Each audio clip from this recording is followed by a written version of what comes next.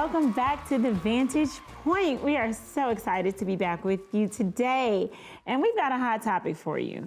We're going to take it from, there's been a few ladies out there, Christian ladies, who have hit on the ideal of being sexy and saved. There's been some pictures posted. I know Megan Good made a comment, and basically she said, the Lord created our bodies, and it's okay to be sexy. So, guys, sexy and saved, what do you think? Is that possible? Is it a contradiction? What do you think? Well, who are we trying to be sexy for? Because Megan Good is married, and her picture was posted for the world. So my question would be, who are we trying to be sexy for? I don't feel like I have to be sexy in public because I'm married. I can be sexy at home. All right now.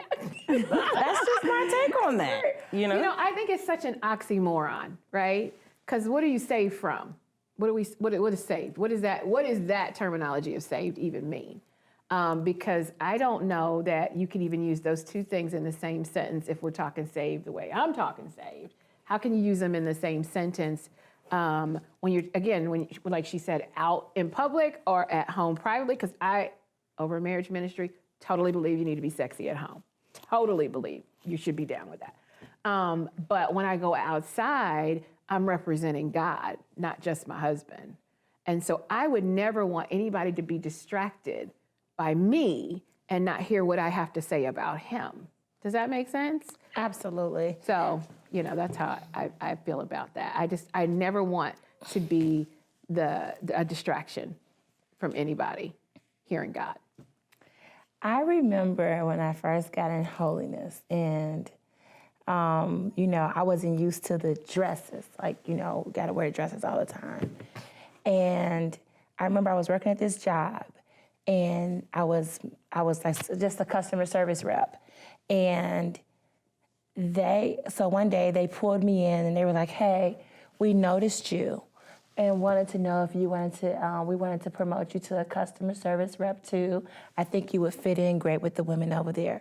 And then he was like, I was like, you noticed me? He was like, yes, I noticed the way that you dress.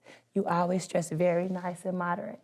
And I went back to the bishop like, oh my God, it does make a difference how you dress. Because I had never had anybody say anything about the way that I dressed, that it made a difference in how they viewed me.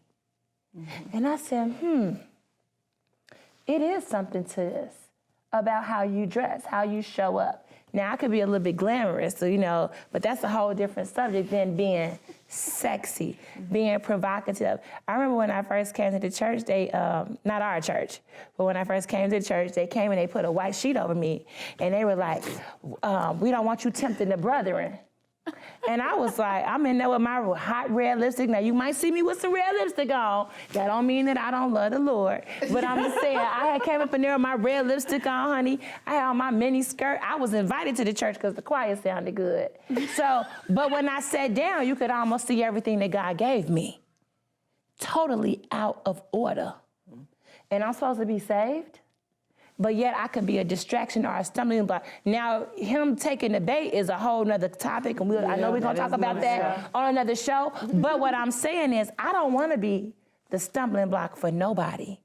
Or, and this is another topic too, or make my sister have to do, I don't want my sister to have to feel like she has to do something to keep her home in a different way. I don't know if I'm making sense when I say that. I don't want to hurt my sister. I don't want to make you uncomfortable. I don't understand it. What does that mean? What do I mean by that? Yeah. And we can go there because I know this conversation could go there. But I'm saying, no. I'm not saying it like that, Jenny.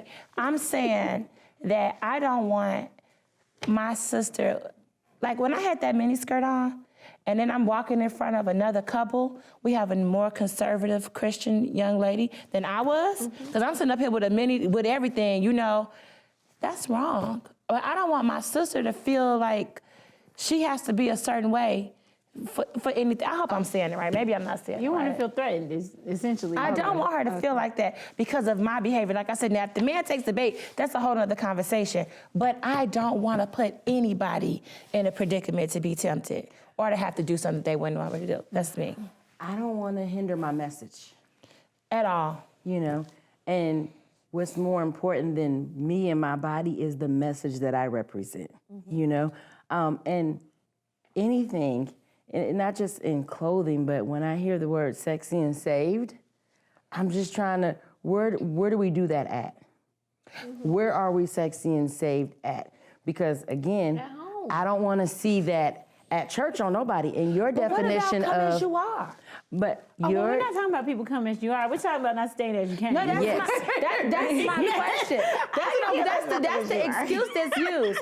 Come, but you told me to come. This is all I got. You know what? You're right. That may be all you got. So let me take you and buy you some clothes because you are a distraction. well, I think that's two different subjects. Yeah, because I think the world is and more two open different to points. change than church folk who've been there a while and want to be ragged. Are we talking about the? Okay, I'm sorry. So for me, when I hear those phrases, those two words together, sexy and safe, I'm wondering where we're doing this at. You know what I'm saying? Because again, when I get dressed for church, being sexy is not on my mind. You know? Yeah. So to me, Good and point. I don't think every phrase that the world introduces to us or that other family members introduce to us via church family members, we take on. Right. You know, there's a whole campaign we learned of being sexy and saved.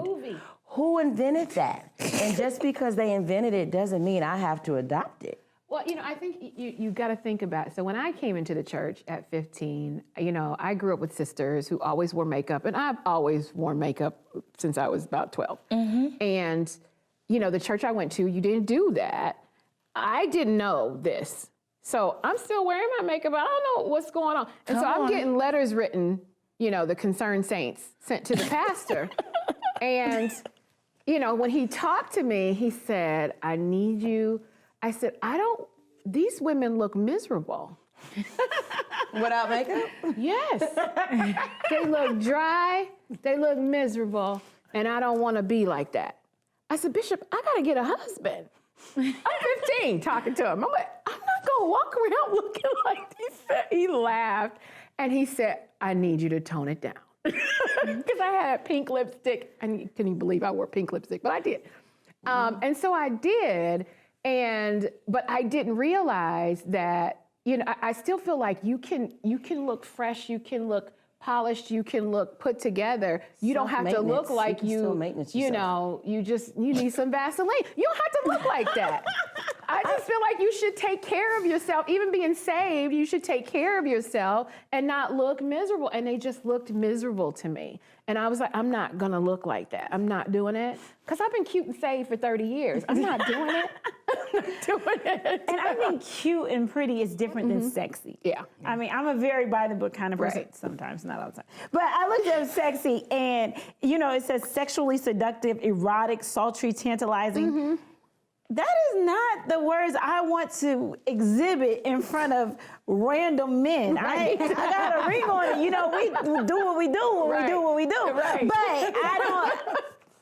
that's not just the adjectives I want. Oh, she's tantalizing. Right. Oh, she's sultry. Those are not the adjectives I want associated with my identity. Right. So, but the ragged is also not what I want. So you can look cute or homely. I think there's a difference being cute, covered, pretty, classy, but sexy. I put something on my Facebook page one time, and it was quite a controversial post, and I was here for all of it. And let me tell you, so I said that it's okay to keep your clothes on and get likes that way versus. So I had people that I never would thought would have come. Well, just because if I have the body to show it, blah, blah, blah. I said, I'm not questioning your body.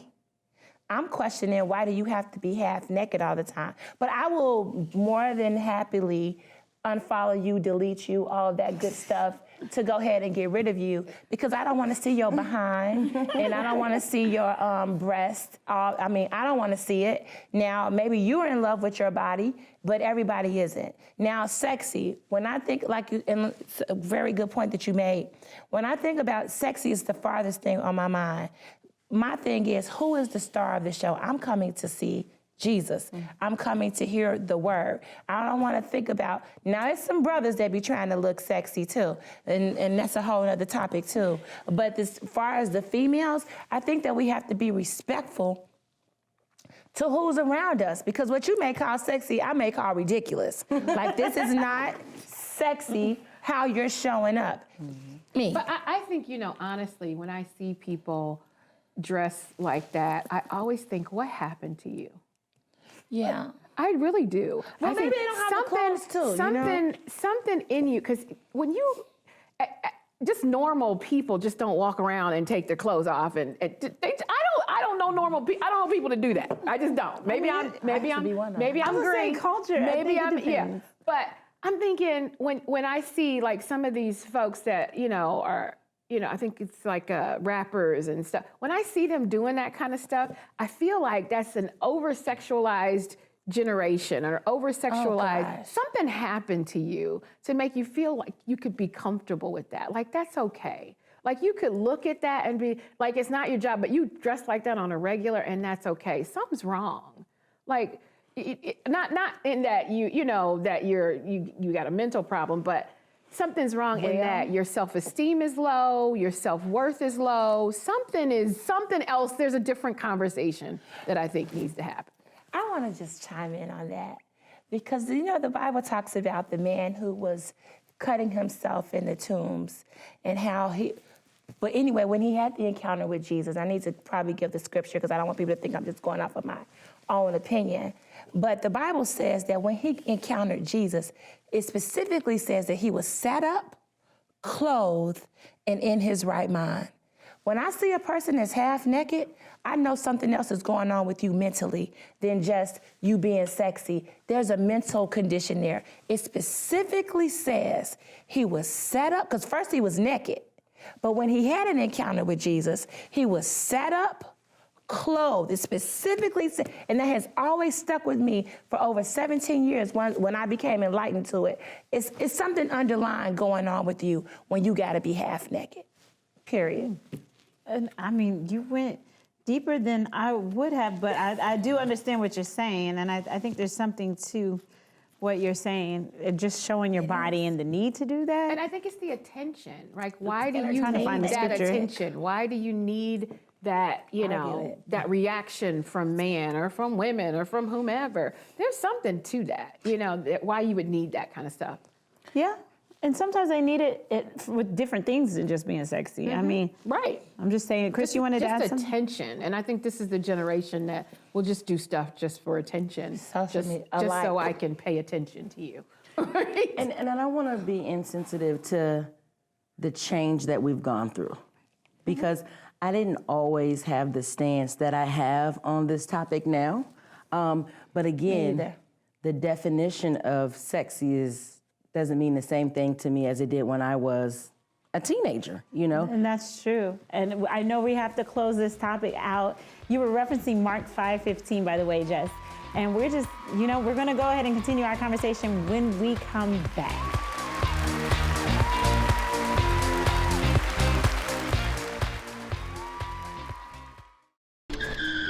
If I could go back and change it all, I would. I think I'm gonna miss you the most. I'm sorry. I'm so sorry. I'm so sorry. Or maybe it's just the little moments. If I could go back and change it all, if I could go back, I would. But I can't. Meet the Scan, a simple procedure whose mission is to detect lung cancer early.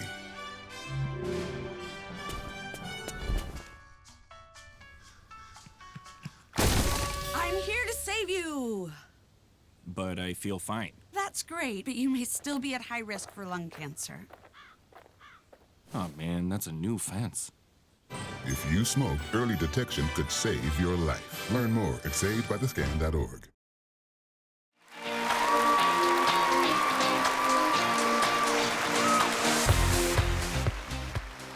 Well, welcome back to the Vantage Point. I know you are just sitting on the edge of your seats like, oh my God, these women have went there today. Yes, we did. We're talking, we just got through talking about saved and sexy. And I want to talk to you ladies about what type of influence has that had on us, and what has social media, how has that played a factor in saved and sexy, and how women see themselves? Because like I was alluding to in our last segment, sometimes people do things for the likes. If I show you this, I'm like, you 56 years old doing that. that is, I think at a certain age, you start thinking about grandchildren. No, I'm being very serious. I'm being very serious, because I have said, what would you do for a like? Remember that? Mm-hmm. What would you do for a Klondike bar? What would you do for a like? That's true. What would you do for a like? And it's scary to me, because I'm just like, my daughter was like, well, Mom, you never really post to your children.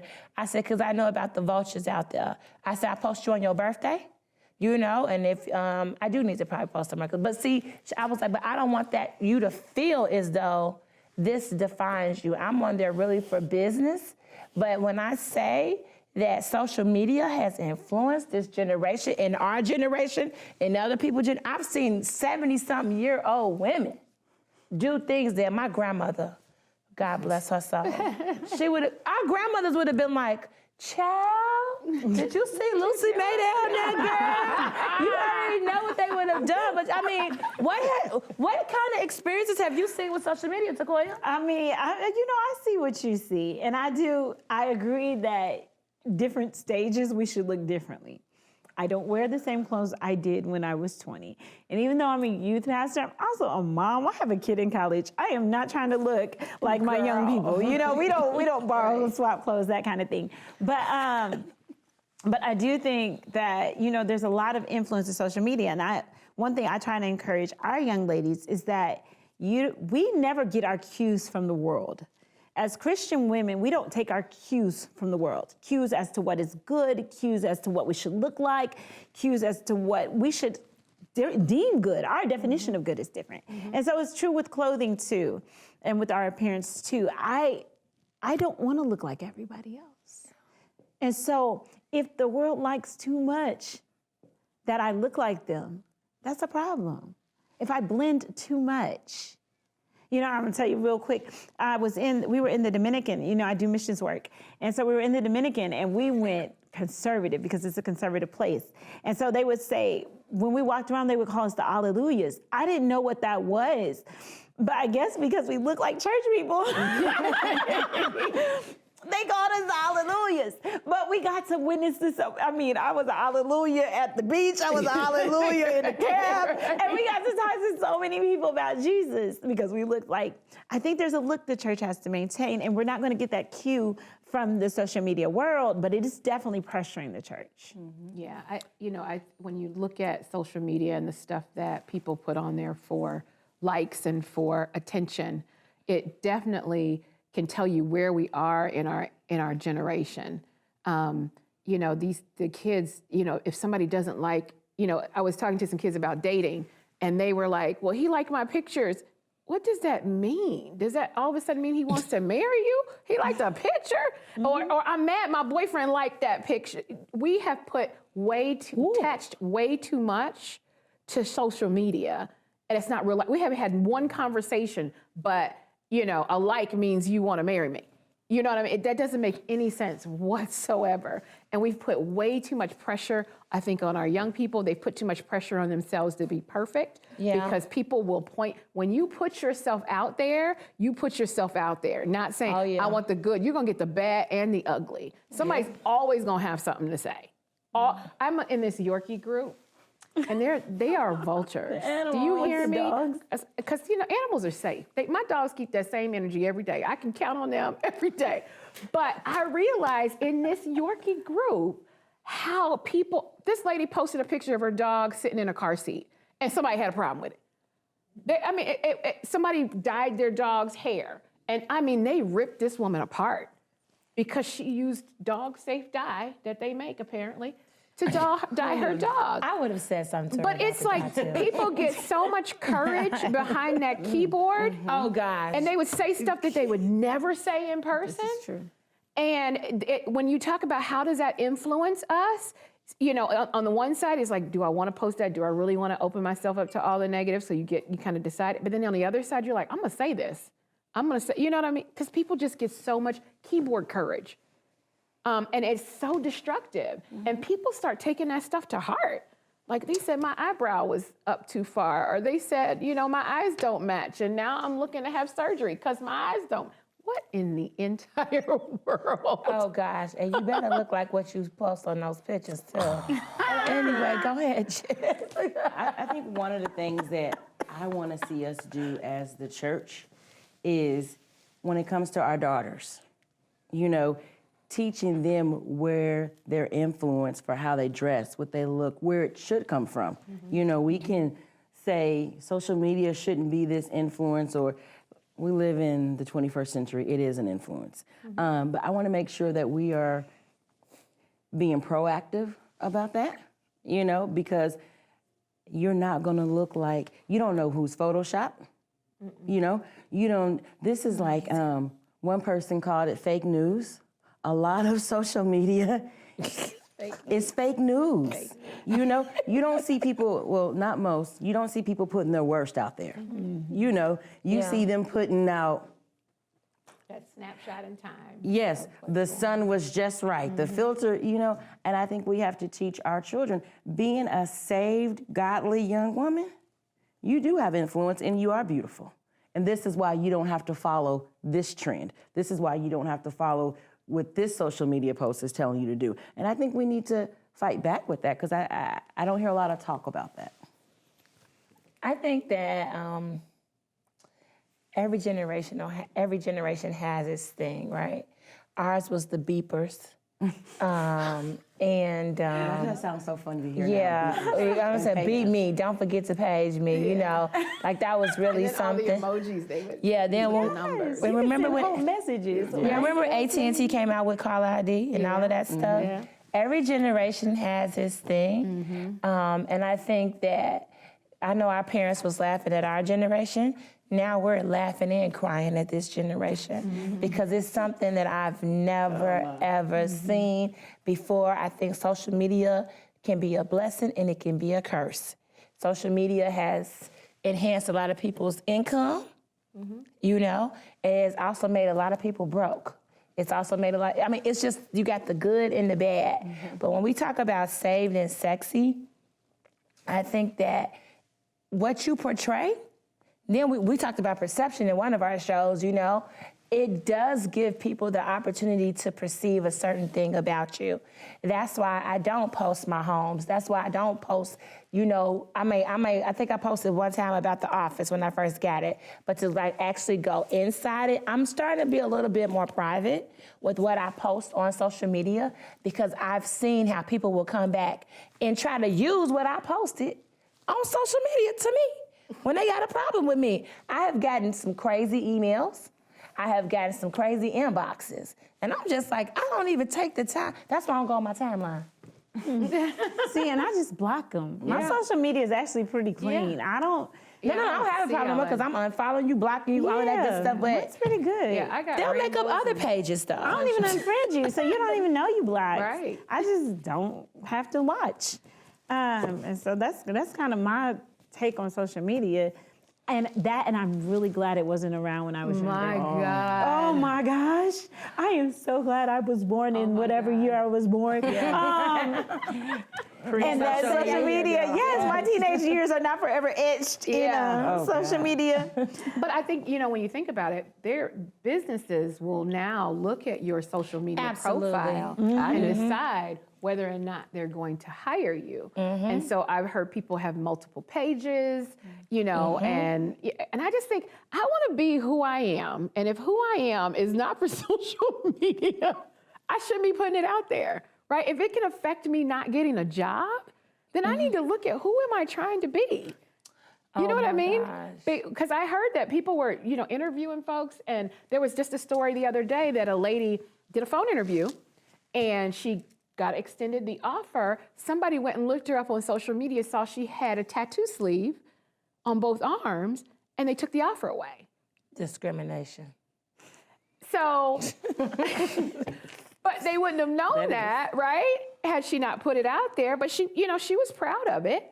But they went out there and saw, we don't want that. Well, of course, she put it on social media, and social media does what it does. This cancel culture is so real. Oh, real. They will cancel you if they don't like what you put out there. And they're, for whatever company this was, I don't remember the name of the company, but they, of course, felt the pressure of everybody coming to them, and then they changed their stance.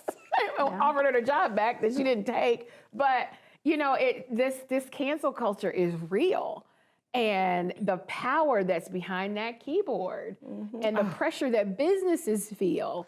Oh, yeah. Because of it. Delta Airlines giving away flights because somebody got kicked off and then posted it on. Oh, absolutely. I'm telling you. It's just interesting the influence that social media has now that it didn't have when we were younger. Because, it came around in like 94. I was 20 some years old. And it wasn't really taken off like it is now. Now it's people can't put their phones down. They have to check their notifications. Nobody liked my picture, and let me take it down and post another. It's way too much mind control.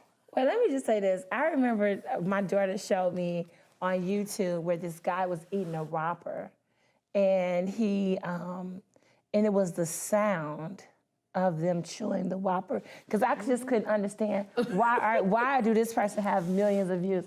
And she was like, "Be quiet and listen." And it was the crunch. But Weirdos. I was like, but there are millions of people who like that. Social media has exposed people for who they are. What you like to do, because I saw my cousin, I was like, I saw you on this group that was cursing, and it was politics and stuff, and I'm really into politics. We're gonna get into that too. But the point was that I didn't know she felt the way that she felt. And she was in a private group, but it was just like, this is who you really are.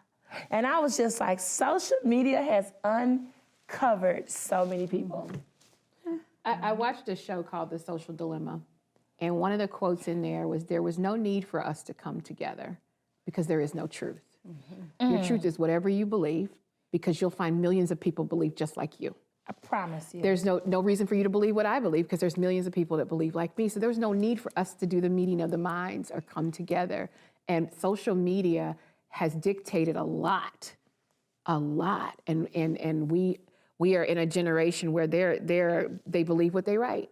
They believe what they see, and they won't question it. Well, as you can tell, we are some definite, opinionated women here on The Vantage Point, but we love people, and we love having conversations. Next Wednesday, you will be tuning in at 11:30 a.m., and you are going to hear another hot topic. What's that topic? You got to tune in to find out. Thank you.